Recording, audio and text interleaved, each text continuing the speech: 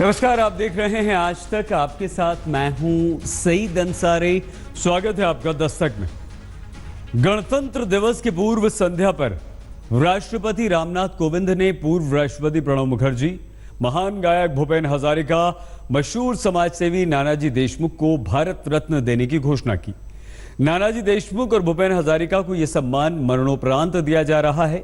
प्रधानमंत्री नरेंद्र मोदी ने तीनों विभूतियों को भारत रत्न दिए जाने पर उन्हें बधाई दी है।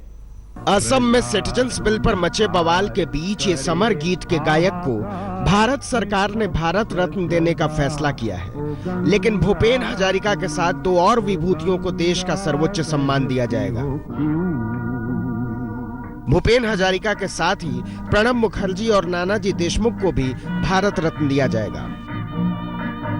महान गायक भूपेन हजारिका को उनके निधन के 7 साल बाद भारत रत्न मिलने जा रहा है। असमिया, बांग्ला और हिंदी में भूपेन हजारिका ने संगीत का विपुल संसार छोड़ा है। इसी तरह आरएसएस के नागपुर मुख्यालय में प्रचारकों के पासिंग आउट परेड में हिस्सा लेने के ठीक 7 महीने और 17 दिन के बाद मोदी सरकार ने प्रणब मुखर्जी को भी सर्वोच्च नागरिक सम्मान भारत रत्न से नवाजने का फैसला किया है।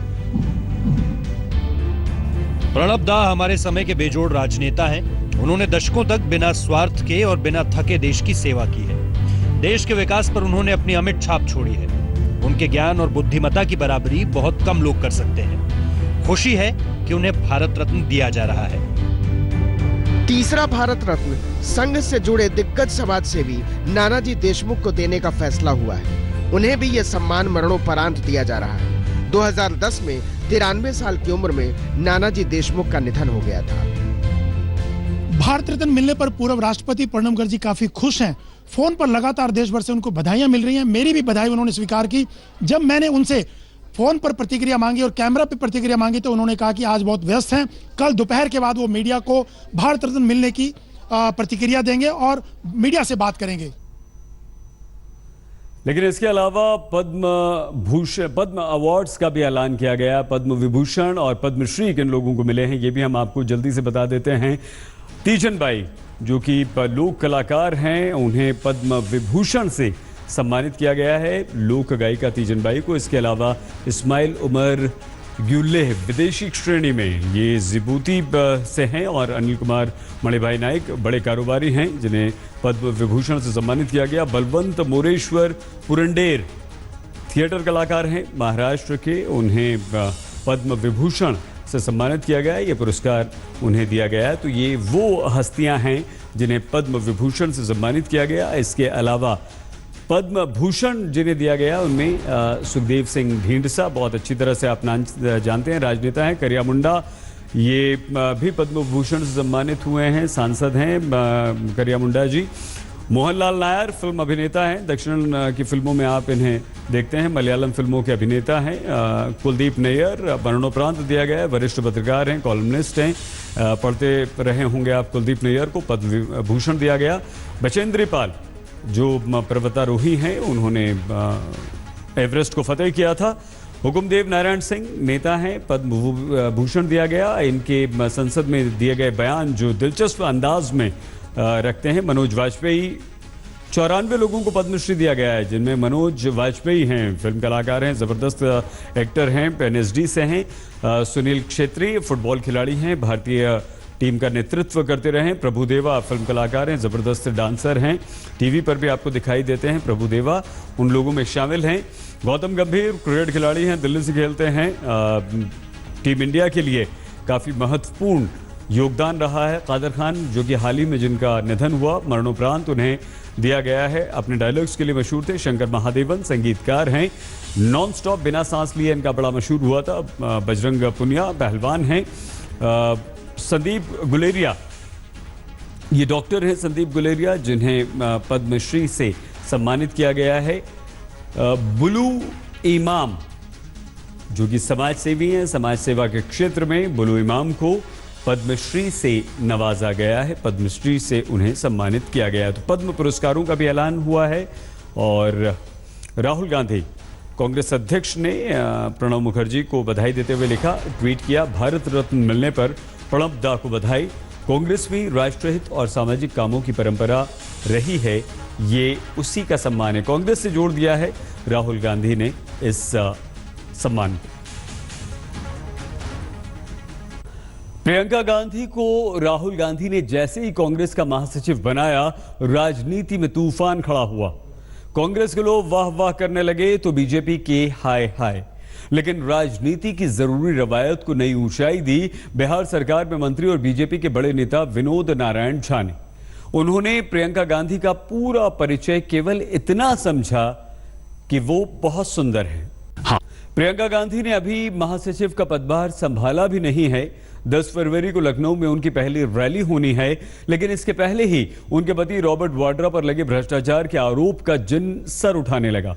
और इसी कड़ी में आज जमीन आवंटन के मामले में हरियाणा के पूर्व मुख्यमंत्री भूपेंद्र सिंह हुड्डा के 30 ठिकानों पर सीबीआई ने छापे मारे।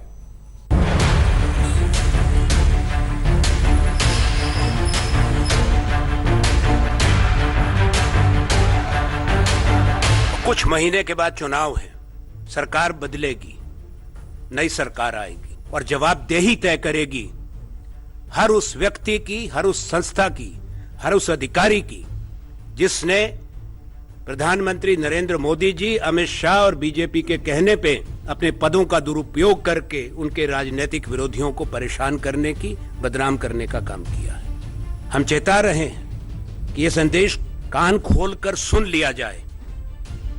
आनंद शर्मा जितने गुस्से में थे उससे ज्यादा परेशान, क्योंकि प्रियंका गांधी के महासचिव बनते ही सीबीआई ने उनसे जुड़ी सारी फाइलें एक साथ खोल दी। ऐसी एक फाइल खुली तो 10 साल तक हरियाणा के मुख्यमंत्री रहे भूपेंद्र सिंह हुड्डा के 30 ठिकानों पर सीबीआई ने एक साथ धावा बोला। मेरी आवाज दबाने का प्रयास किया जाए, आवाज दबने वाली नहीं है। मैं एक स्वतंत्र सेनानी परिवार से हूं। तड़के 5 बजे हुड्डा के रोहतक वाले घर की कॉलबेल बजी तो पूर्व मुख्यमंत्री अपने भाषण के बारे में सोच रहे थे। जींद में उसी दिन विधानसभा उपचुनाव में कांग्रेस के प्रवक्ता रणदीप सिंह सुरजेवाला के समर्थन में सभा तय थी, इसीलिए वो रात में ही रोहतक पहुंच गए थे। लेकिन जब ताले टूटने शुरू हुए तो कांग्रेस के तमाम बंगलों के निवासियों की सुबह खराब हो गई। जींद का चुनाव चल रहा है, आज रैली है, ये तो होना ही था।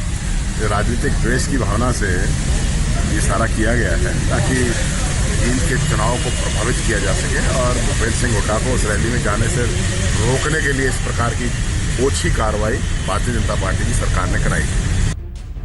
अब सुनिए कि छापेमारी क्यों हुई है। एसोसिएटेड जर्नल्स लिमिटेड को जमीन देने के मामले में सीबीआई ने कार्रवाई की है।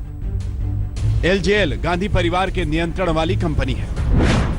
24 अगस्त 1982 को एजेएल को पंचकुला में 3,360 वर्ग मीटर का प्लॉट भजनलाल ने आवंटित किया था। 10 साल तक कंपनी ने काम शुरू नहीं किया तो 30 अक्टूबर 1992 को आवंटन रद्द हो गया। 28 अगस्त 2005 को मुख्यमंत्री भूपेंद्र हुड्डा ने 1982 के दर पर ही जमीन फिर से एजेएल को दे दी। आरोप है कि एजेएल को पुरानी दर पर जमीन देने से राज्य सरकार को करोड़ों रुपए का नुकसान हुआ। खट्टर सरकार ने सत्ता में आते ही जांच पहले विजिलेंस ब्यूरो को सौंपी, इसके बाद सीबीआई को। अभी तक इस मामले में प्रियंका वाड्रा के पति रॉबर्ट वाड्रा का नाम न तो कंपनी में कहीं है और न ही मुकदमे में, लेकिन बीजेपी को लगता है कि कांग्रेस महासचिव प्रियंका वाड्रा के पति इसमें जरूर शामिल होंगे। 10 साल तक इनका राज रहा है और इन्होंने बहुत खुराफतें की हैं। इसी को ही कांग्रेसिज्म कहते हैं, जो बार बार कांग्रेस कल्चर की बात करते हैं। यही कांग्रेस कल्चर है कि ये मिलजुल कर सारे घपले करते हैं। तो अब सीबीआई सारों की जांच कर रही है और इसमें कई लोग शामिल हो सकते हैं, कई और नेता भी शामिल हो सकते हैं। कांग्रेस कह रही है कि बदले की कार्रवाई है और बीजेपी कह रही है कि कानून की कार्रवाई है। लेकिन जो असल खबर है वो ये कि निर्भय होने के तमाम दावों के बावजूद भूपेंद्र हुड्डा जींद की सभा में सुरजेवाला के लिए वोट मांगने नहीं पहुंचे। आज तक ब्यूरो। आज हिंदी की दिग्गज साहित्यकार कृष्णा सोपती जी का निधन हो गया। वो 93 साल की थी।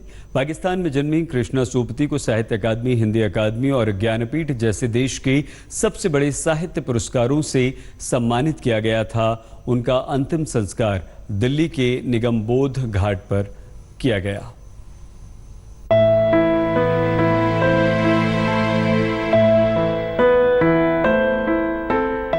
दिल्ली के निगम बोध घाट पर जमाना अपने आगोश में सिमटा हुआ सिसक रहा था और सिसक रही थी चट्टानी वजूद की आसमानी आशनाई कि जिसने औरतों को बगावत का हुनर दिया, लड़कियों को सिखाया कि लड़ोगी नहीं तो लिखने का इल्म नहीं आएगा ए लड़की। 93 साल की एक औरत का नाम नहीं है कृष्णा सोबती और उसे बुजुर्ग तो बोल मत देना, वो अपनी थमी हुई सांसों के पायताने से उठ खड़ी होगी। पत्थरों पर लोहे के कलम से बगावत लिखने वाले कभी बूढ़े नहीं हुआ करते। आज जब बात बात पर पाकिस्तान भेजने की राजनीति के आंसू से लोकतंत्र का अंगोछा गीला पड़ा है, पाकिस्तान में जन्मी कृष्णा सोबती ने सच को सच कहा, झूठ को झूठ, ईमान को ईमान और बेईमान को बेईमान। कृष्णा सोबती भारतीय राष्ट्रवाद की उषा काल की संतान थी और इसलिए इसमें किसी भी प्रकार के फूहड़पन, किसी भी प्रकार की संकीर्णता, किसी भी प्रकार की उग्रता से उन्हें बहुत चिढ़ होती थी और नाराजगी होती थी।